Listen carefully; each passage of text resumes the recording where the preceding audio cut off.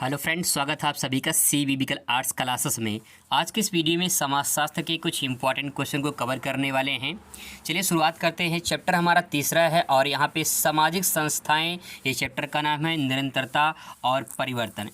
आइए शुरुआत करते हैं कुछ इंपॉर्टेंट क्वेश्चन जो इस चैप्टर से पूछे जा सकते हैं। पूरा बेहतरीन तरीके से आपको समझाने की कोशिश करेंगे। चलिए शुरुआत करते हैं। पहला क्वेश्चन है जो कई बार पूछा गया एग्जाम में, जाति को परिभाषित कीजिए। बहुत ही सिंपल वर्ड में आप आसानी से समझने वाले हैं, बस रट्टा नहीं मारना है, केवल चीज़ों को समझना है कि जाति आखिर होती क्या है। आइए समझने की कोशिश करते हैं जाति को।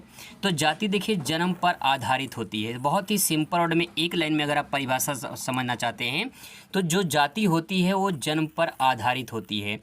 जो कोई भी बच्चा जिस जाति में जन्म ले लेता है उसकी जाति उसके नाम के साथ लग जाती है। मतलब ये है, सिंपल वर्ड में कहा जाए, कोई भी बच्चा चाहे जिस जाति में जन्म ले लेता है उसकी जो जाति जिसमें वो जन्म लेता है, जिस जाति में लेता है उसी जाति की जो है नाम उसके साथ जुड़ जाती है। तो सिंपल सा वर्ड है यहाँ पे दोस्तों कि जाति जो है वो जन्म पर आधारित होती है। यहाँ से एक क्वेश्चन इसमें से बहुविकल्पी भी पूछ सकता है कि जाति किस पे आधारित होती है। तो जाति जन्म पर आधारित होती है।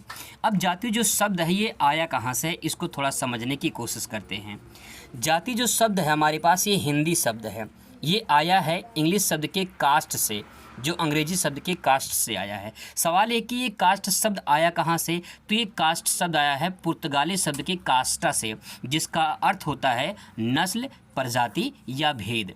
ये सवाल यहाँ पे दोस्तों ये पूछा जा सकता है आपसे कि जाति किस भाषा का शब्द है। तो आपका जवाब होगा जाति एक पुर्तगाली भाषा का शब्द है, क्योंकि जो है जाति पहले कास्टा जो है प्रयोग किया गया पुर्तगाल में, और फिर इसके बाद कास्टा से बना कास्ट और फिर कास्ट से बना जाति। ये परंपरा देखिए कैसे आई है हमारे सामने जाति शब्द हिंदी में। तो यहाँ पे पहले कास्टा, फिर इसके बाद कास्ट, फिर इसके बाद जाति शब्द आई है। जाति का तात्पर्य होता है नस्ल, प्रजाति या भेद।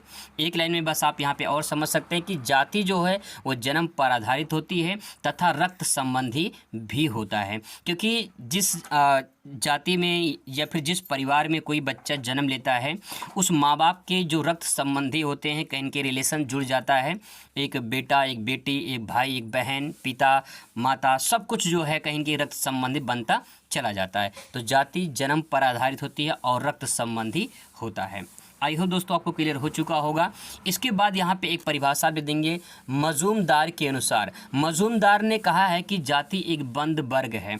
जाति एक बंद वर्ग का मतलब क्या है? बंद तो समझ में आ रहा है ना। बंद का मतलब यही होता है कि भैया चारों तरफ से बंद हो। तो जाति भी तो बंद है।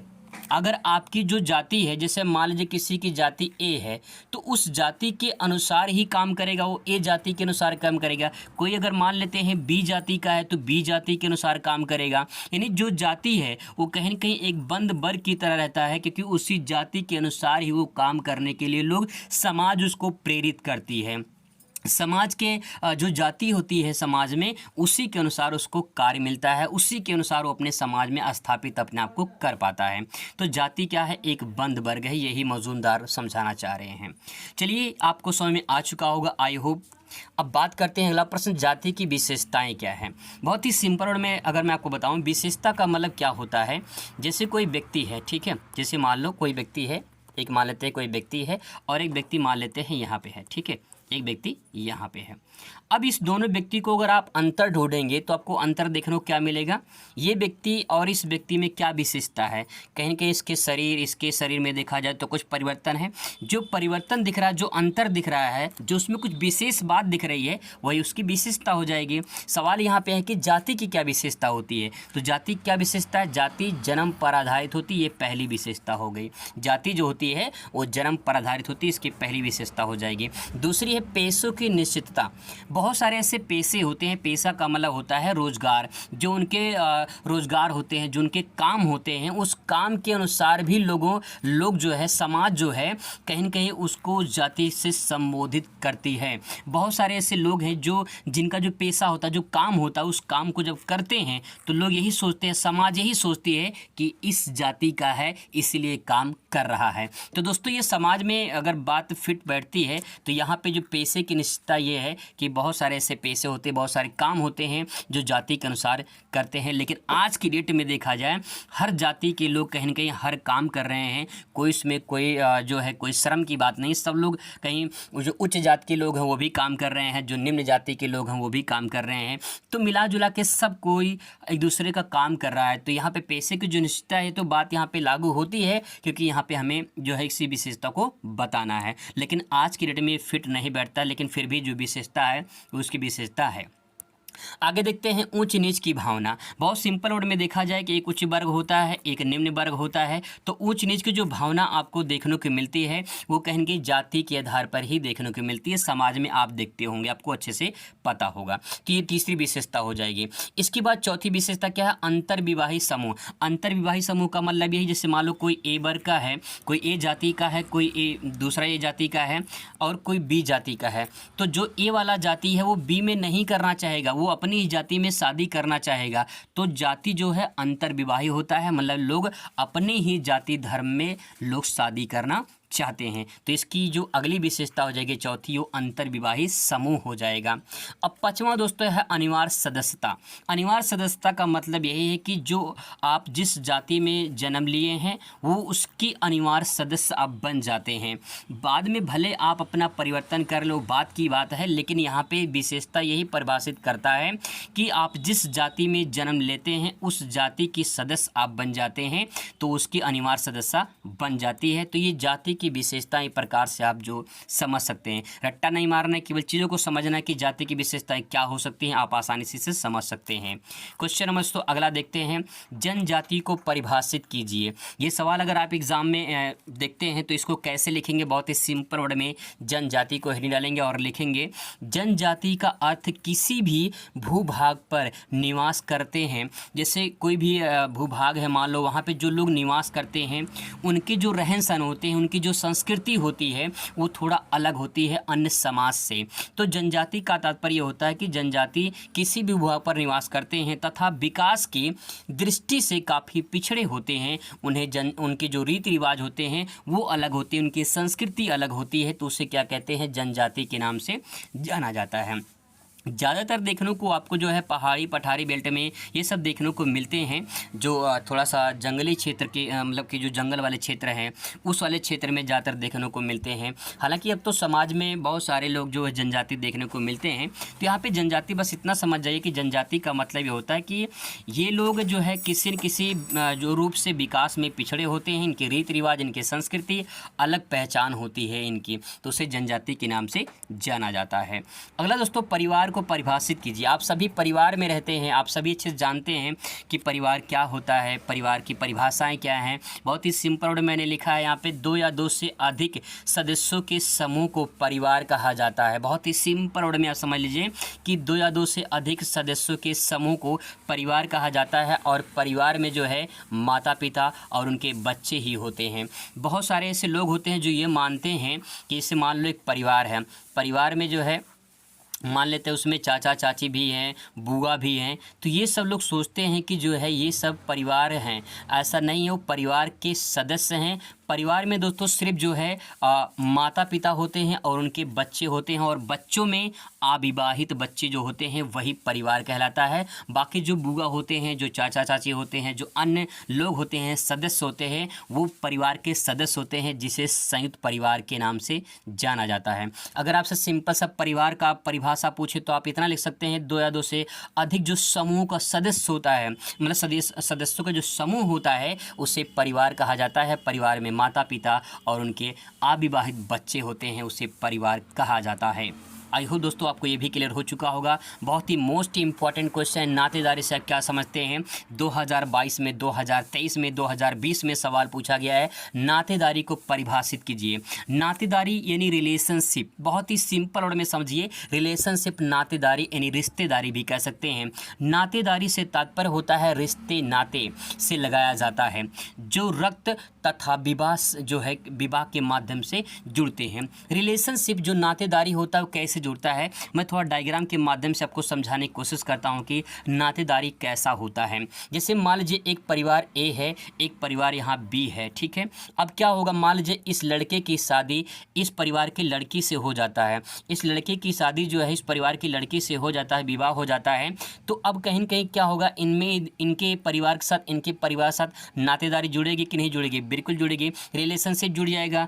इस लड़की के जो माता पिता होंगे इस परिवार से कहीं कि एक रिश्ता जुड़ जाएगा, और इस परिवार के जो सदस्य होंगे इस परिवार से भी एक रिश्ता जुड़ता चला जाएगा। तो इसे क्या कहेंगे? नातेदारी कहेंगे, इसे रिलेशनशिप कहेंगे, इसे रिश्तेदारी भी आप समझ सकते हैं। तो दोस्तों इस तरह डायग्राम के माध्यम से भी या परिभाषा के माध्यम से दोनों तरीके आप समझ सकते हैं आसानी से। बात करते हैं अगला क्वेश्चन, प्रजाति से क्या आशय है? प्रजाति होती क्या है? आइए इसको डिफाइन करते हैं, समझने की कोशिश करते हैं प्रजाति क्या होती है। तो प्रजाति से आशय उस वर्ग से होता है जिसके सदस्यों में सामान्य गुण अथवा निहित गुणों के कारण सामान्य शारीरिक लक्षण पाए जाते हैं। प्रजाति का मतलब ये होता है जैसे कि स्पेसीज जो होते हैं, जो प्रजाति होती है, जैसे अगर मानव की बात किया जाए, मानव किसका प्रजाति है? मानव माना जाता है कि जो है बंदरों की प्रजाति है। तो प्रजाति का मतलब ये होता है कि हम किसकी प्रजाति हैं। अगर मान लो कुत्ता कहा जाए, कुत्ता किसकी प्रजाति है, घोड़ा किसकी प्रजाति है। तो प्रजाति क्या होता है? समान उसके गुण होते हैं, और उसके जो निहित, जो उसके अंदर जो निहित गुण होते हैं उसका कहीं न कहीं एक ऐसा लक्षण दिखाता है जिसके आधार पे उसकी शारीरिक बनावट और उसके जो है रूप रंग उसको प्रदर्शित करता है। तो प्रजाति जैसे मानव को मान लेते हैं, मानव किसकी प्रजाति है? माना जाता है मानव बंदरों की प्रजाति है। तो कहने का तात्पर्य है कि प्रजाति जो बंदर है कहीं कि उससे कुछ न कुछ शारीरिक गठन, उसके रूप रंग कुछ न कुछ मानव से मिलते जुलते हैं, तभी तो उसको कहा गया प्रजाति। इसीलिए दोस्तों प्रजाति का तात्पर्य होता है कि जो सदस्य होते हैं उसके समान गुण होते हैं, या तो उसमें जो निहित गुण होते हैं, जो क्वालिटीज़ होती है उसके आधार पे जो उसके शारीरिक गठन होते हैं उसके बनावट के आधार पे प्रजाति को तय किया जाता है। ठीक है, आई होप दोस्तों क्लियर हो चुका होगा आपको कि प्रजाति का मतलब ये होता है कि जो समूह होते हैं, जो सदस्य होते हैं, उनको जो समान गुण होते हैं या फिर जो उनमें निहित जो गुण होते हैं, उनके अंदर जो गुण होते हैं, उनके शारीरिक बनावट, उनके लक्षण के आधार पे जो है प्रजाति का निर्धारण किया जाता है। अगला दोस्तों क्वेश्चन है, परिवार की विशेषताएं बताना है। परिवार को परिभाषित हम लोग कर चुके हैं, अब इसकी विशेषताएं क्या है। देखिए विशेषताएं का मतलब मैं बता चुका हूं कि विशेषता क्या होती है। विशेषता का मतलब कुछ खास बात उसमें होना चाहिए। तो परिवार में ऐसे क्या होता है, उसकी क्या विशेषताएं हैं। परिवार में देखिए पति पत्नी होते हैं, पति पत्नी का संबंध होता है, बिल्कुल होता है। परिवार में जो है कहीं न कहीं एक ऐसा परिवार में जो यौन संबंध होता है, जैसे मान लो कि जब किसी लड़का लड़की की शादी होती है, ठीक है, तो उसमें एक रिलेशनशिप बनता है जिसे यौन संबंध के रूप में जाना जाता है। तो यहाँ पे जो परिवार है वो कहीं न कहीं उसमें जो है एक माता पिता होते हैं, और उसके बाद जो है कहीं कि उसमें एक रिलेशनशिप होता है जिसे यौन संबंध के नाम से जाना जाता है। रक्त संबंधी, बहुत ही सिंपल पॉइंट ये है कि मान लेते हैं ये लड़का लड़की है, इनकी शादी करा दिया जाए, ठीक है। जब शादी होगी तो इनका जब एक बच्चा होगा तो कहीं न कहीं बच्चा होगा तो कहीं न कहीं ये जो बच्चा होगा इनसे ये रक्त संबंधी रिलेशनशिप बन जाएगा, रक्त संबंधी बन जाएगा। तो कहने का तात्पर्य यहाँ पे एक विशेषता ये भी हो जाएगी रक्त संबंध। दूसरा विवाह संबंधी, जब इस लड़की इस लड़के के साथ शादी हुआ तो क्या हुआ? विवाह संबंधी, तभी तो परिवार बढ़ेगा, तभी तो परिवार बनेगा। जब विवाह होगा तभी परिवार बनेगा, बिल्कुल बढ़ेगा। तो सिंपल सी बात दोस्तों यहाँ पे है कि रक्त संबंधी, विवाह संबंधी जो है परिवार में विशेषताएं पाई जाती हैं। निवास स्थान, देखिए जो परिवार होता है, परिवार का एक निवास स्थान माना जाता है। वो चाहे जहाँ पे निवास करता है, कहीं कहीं उसका जो है एक गुट होता है, एक परिवार होता है, और परिवार जो है वो कई लोगों को सदस्यों के साथ मिलकर अपने एक निजी क्षेत्र में एक निश्चित क्षेत्र में जो है निवास करता है। तो निवास भी जो है कहीं कहीं परिवार को परिभाषित करता है। तो जो है परिवार की ये सब विशेषताएं हैं, बहुत सिंपल और में आसानी से आप समझ सकते हैं कि परिवार की विशेषताएं क्या होती हैं। अगला पॉइंट दोस्तों यहाँ पे बाजार का क्या तात्पर्य, अगला चैप्टर है बाजार का क्या तात्पर्य है। बाजार की अगर तात्पर्य की बात करें तो बाजार वह स्थान होता है जहां क्रेता और विक्रेता एकत्र होते हैं और वस्तुओं का लेन देन करते हैं। बहुत ही सिंपल में आप सभी जानते हैं बाजार क्या होता है। तो बाजार क्या है? एक स्थान है जहां पे क्रेता और विक्रेता इकट्ठा होते हैं और फिर वहां पे वस्तुओं का लेन देन करते हैं, यही है बाजार। ठीक है, आगे देखते हैं दोस्तों, अगला प्रश्न देखते हैं यहाँ पे, अदृश्य हाथ से क्या तात्पर्य है। इंपॉर्टेंट क्वेश्चन है ये। चैप्टर जो है 2024 में ही शामिल किया गया है। तो ये चैप्टर नया है आप लोग के लिए, तो इसलिए चैप्टर को एक बार रिपीट करना ज़रूरी होता है। अदृश्य हाथ क्या है? अदृश्य हाथ मतलब अदृश्य मतलब जिसे दिखाई ना दे, और ऐसा हाथ जो दिखाई ना दे। तो भाई अर्थ तो यही निकल रहा अदृश्य हाथ है, लेकिन इसको परिभाषित करते हैं तो कुछ और समझ में आपको आएगा कि अदृश्य हाथ से अभिप्राय उस बल से है। मतलब एक बल है जो कि अदृश्य हाथ से लग रहा है, दिखाई तो नहीं देता है, लेकिन जो अदृश्य हाथ है एक बल है। बस इतना समझिए क्या है, एक बल है, एक फोर्स है जो बाजारी अर्थव्यवस्था में व्यक्तियों के लाभ की प्रवृत्ति को समाज के लाभ में बदल देता है। बहुत ही सिंपल वर्ड में समझाने की कोशिश किया गया है, समझने की कोशिश करते हैं। जो अदृश्य हाथ है ये प्रकार का बल है, पहला पॉइंट। दूसरा पॉइंट ये है कि ये बाजारी जो अर्थव्यवस्था है, जो बाज़ार होता है, उस बाज़ार में कितना जो है सामान बिका है, कितना जो है ख़रीदा गया है, कितना जो है अमाउंट हुआ है, पूरा देखा जाता है, लेखा जोखा तैयार किया जाता है कि भैया कितना जो है उसमें मुनाफा हुआ, कितना घाटा हुआ है, पूरा एक अर्थव्यवस्था उसकी तय की जाती है। अब जो अर्थव्यवस्था तय की जाती है इसमें जो है व्यक्तियों को जो लाभ होता है, व्यक्तियों का लाभ जो होता है, इस लाभ को समाज से जोड़ा गया है, इस लाभ को समाज से जोड़ा गया है। मैं बहुत सिंपल और मैं आपको समझाने की कोशिश करूँ। जैसे मान लो एक बाज़ार है, ठीक है, एक बाज़ार है, एक व्यक्ति जो है इस बाज़ार में अपना दुकान खोल रखा है, दुकान खोल रखा। अब यहाँ पे क्या होगा, इसने अपना सामान बेचा, इसको जो फ़ायदा होगा, ठीक है, इस व्यक्ति को जो फ़ायदा होगा, ये व्यक्ति कहाँ रहता है, समाज में रहता है, क्योंकि मानव एक सामाजिक प्राणी है। अब इस व्यक्ति को फ़ायदा होगा, तो जब व्यक्ति को फ़ायदा होगा तो कहीं न कहीं वो फ़ायदा अपने लिए नहीं कर रहा है बल्कि समाज को दे रहा है। वो फ़ायदा किसको दे रहा है, समाज को दे रहा है, लेकिन ये समाज को दिखता नहीं है, ये समाज को दिखता नहीं है, इसीलिए यहाँ पे अदृश्य हाथ का प्रयोग किया गया है। आई होप दोस्तों आपको क्लियर हो चुका होगा कि यहाँ पे एक व्यक्ति है जो अपना व्यापार तो कर रहा है, लेकिन वो व्यापार करने के बाद जो उसको लाभ मिल रहा है वो समाज के रूप में खर्चा कर रहा है, समाज सेवा के रूप में खर्चा कर रहा है, लेकिन वो समाज को दिख नहीं रहा है, इसीलिए इसे अदृश्य हाथ के नाम से जाना जाता है। यहाँ पे पॉइंट क्लियर हो चुका होगा शायद, अगर नहीं क्लियर हुआ है तो अब एडम स्मिथ ने कहा है, आपको थोड़ा क्लियर हो जाएगा। प्रत्येक व्यक्ति अपने लाभ को बढ़ाने की सोचता है। जो प्रत्येक व्यक्ति होता है, सभी जो अपना दुकान खोलते हैं, अपना व्यापार करते हैं, सभी लोग चाहते हैं कि हमारा जो है लाभ हो, ठीक है। तो प्रत्येक व्यक्ति अपना लाभ बढ़ाने की सोचता है और समाज के हित में ही होता है। अगर कोई व्यक्ति लाभ कमाना चाहता है तो व्यक्ति समाज में रहता है, तो अगर वो लाभ कमाता है तो समाज का भी भला होगा उसमें, ठीक है। ऐसा प्रतीत होता है कि कोई भी एक अदृश्य बल काम करता है, यानी समाज की सुरक्षा के लिए, समाज की देखरेख के लिए कहीं न कहीं एक बल काम करता है जो दिखाई नहीं देता है, और इसी अदृश्य बल को एडम स्मिथ ने अदृश्य हाथ के नाम दिए हैं। तो यहाँ पे दोस्तों जो परिभाषा है बहुत सिंपल वर्ड में आप आसानी से इसे समझ सकते हैं। अगला क्वेश्चन यहाँ पे है, उदारीकरण को परिभाषित कीजिए। उदारीकरण क्या है? उदार का मतलब होता है दयावान होना, ऐसे समझिए, दयावान होना। अब किसके प्रति क्या दयावान होना, यही समझना है। उदारीकरण का तात्पर्य होता है ऐसे नियम या नीतियों से है जिसके कम करने या हटाने से होता है। जैसे मान लो आपने कोई कंपनी खोल रखी है, ठीक है, अपने वस्तु का उत्पादन किया। अब वस्तु को उत्पादन करने के बाद आपको इसको जो है मार्केट में बेचना है। अपने सरकार ने क्या किया, सरकार ने टैक्स ज़्यादा लगा दिया कि भैया देखो तुमने जो उत्पादन किया है इसमें टैक्स लगेगा। अब टैक्स में लगाने के बाद जो है टैक्स सरकार ने ज़्यादा लगा दिया, तो क्या आपको उदार मिला, यानी दयालु, मतलब क्या आपको फ़ायदा होगा? हो सकता घाटा भी हो जाए। अगर ये सरकार जो है आपका जो आपने वस्तु बेच रहे हैं मार्केट में, अगर उस वस्तु पे टैक्स को कम कर दे, ठीक है, यानी कहा है कि इसमें अगर कम किया जाए या फिर हटा दिया जाए तो हो सकता है कि उदारीकरण हो जाएगा। यहाँ पे दोस्तों यही बात समझाना चाह रहे हैं कि उदारीकरण का मतलब यही होता है कि जो नियम होते हैं, जो नीतियाँ होती हैं, उसको थोड़ा कम कर दिया जाए ताकि जो है दूसरों को फ़ायदा हो जाए, दूसरों को भला हो जाए। यही इसमें कहना चाह रहे हैं। उदारीकरण का अर्थ अर्थव्यवस्था में उदार बरतना या शिथिलता लाना है ताकि देश की अर्थव्यवस्था में कोई प्रॉब्लम ना हो। अगला क्वेश्चन दोस्तों यहाँ पे जो है ये इंपॉर्टेंट कुछ क्वेश्चन थे जो आप यहाँ पे दे सकते हैं। इसका PDF मैं टेलीग्राम पे भेज दूंगा, लिंक उसका डिस्क्रिप्शन मिल जाएगा, वहाँ से आप इसे डाउनलोड कर सकते हैं और अच्छी खासी तैयारी कर सकते हैं। मिलते हैं नेक्स्ट वीडियो में। Thanks for watching.